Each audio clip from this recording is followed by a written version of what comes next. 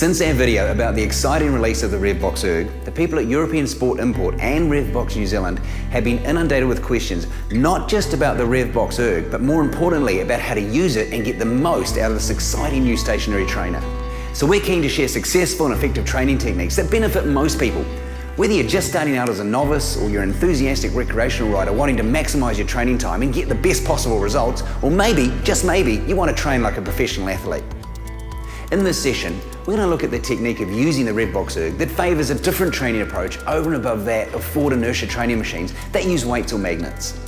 Standard cycle trainers with forward inertia mimic the road to some degree. They give you some assistance. The Revbox Erg won't assist you, it'll work you.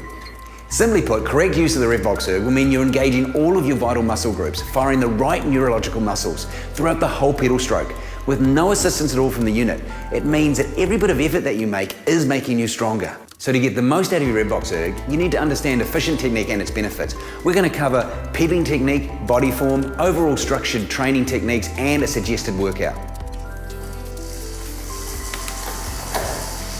The desirable pedaling action is a smooth circular action that applies force to the bike evenly throughout the largest possible range. A smooth fluid action is advantageous in that you are more relaxed, you conserve energy, you spread the workload among several muscle groups and maintain more momentum throughout each pedal stroke. The Revbox Erg will engage your muscle groups in a way that other inertia trainers won't. As a result, you will use your muscles more efficiently, which will result in progressive improvements to your cycling ability.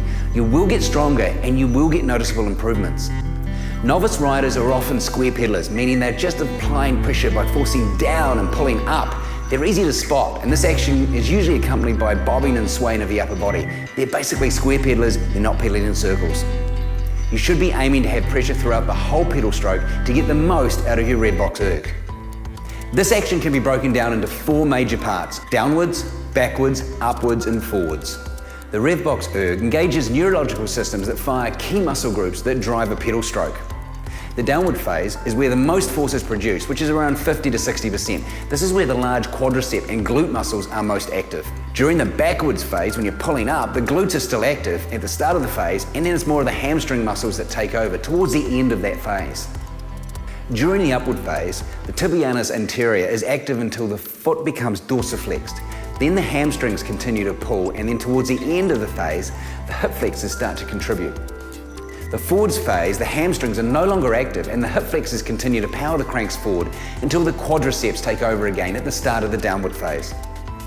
In cycling, a lot of focus goes on how strong your legs are, how strong your leg muscles are, but one thing that is often overlooked and is absolutely vitally important is your core. How strong your core, because effectively it is your core that acts as a stabilizer for your upper body so that your lower body has something to work against. So you've got to have a strong and upright trunk when you're on the bike. You've got to have good lower limb alignment as well. Your head and neck and shoulders should be in a nice neutral position. Try not to sway. You've got to have nice relaxed shoulders and arms. Lightly grip the handlebars. It's too often are people gripping onto the handlebars too hard, and this will all accompany a smooth and biomechanically efficient pedaling action. And remember, we're talking about pedaling in circles, and listen to the sound of the unit.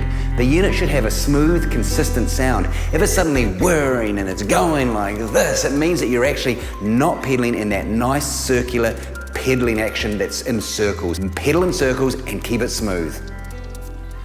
What I'd like to discuss now is a 1 hour training session on the Erg that's going to absolutely help you get the most out of it.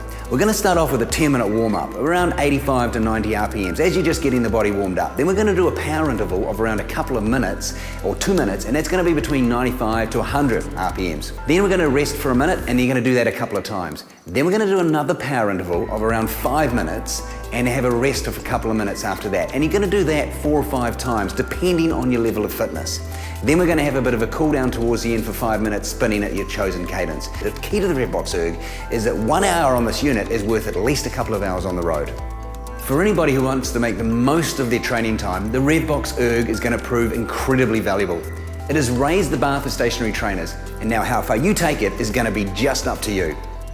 This should have given you a really good idea of how to get the most of training and using a Revbox Erg, understanding efficient technique and all the benefits. So now you can enjoy the ride and you'll get the results.